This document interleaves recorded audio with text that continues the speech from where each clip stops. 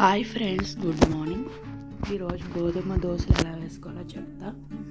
ఒక కప్పు గోధుమ పిండి, ఒక కప్పు వరిపిండి తీసుకుని ఒక బౌల్లో కొంచెం సాల్ట్, కొంచెం కారం వేసుకుని బాగా వాటర్ వేసుకుని బాగా మిక్స్ చేయాలి.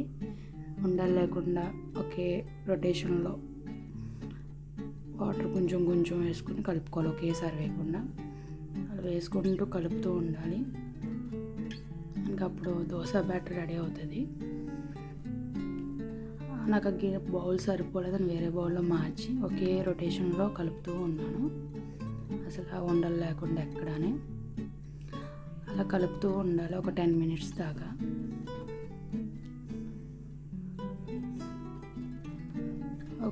ఒక 10 minutes అలా పక్కకు పెట్టుకుంటే అవి ఉండలు లేకుండా కొంచెం బాగుంటుంది.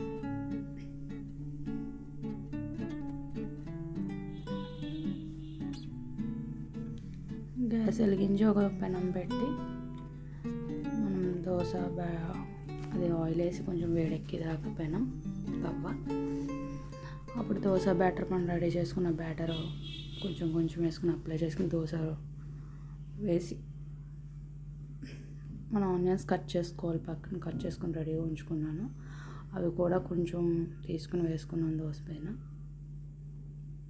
చాలా బాగుంటుంది ఫ్రెండ్స్, హెల్దీ దోశ, గోధుమ దోశ. మన చపాతీ పిండి ఉంటుంది కదా, అదే ఒక కప్పు తీసుకుని ఒక కప్పు వరిపిండి తీసుకుని కలుపుకొని మిక్స్ చేసుకుని బాగా ఉంచుకుంటే ఇన్స్టెంట్గా మనం వేసుకోవచ్చు ఎప్పుడు కావాలంటే అప్పుడు.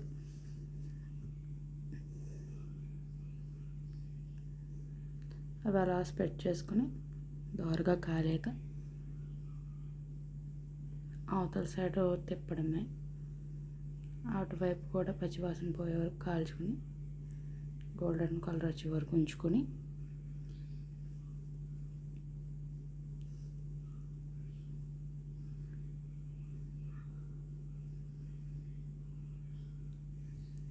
అంతే, రెడీ దోశ.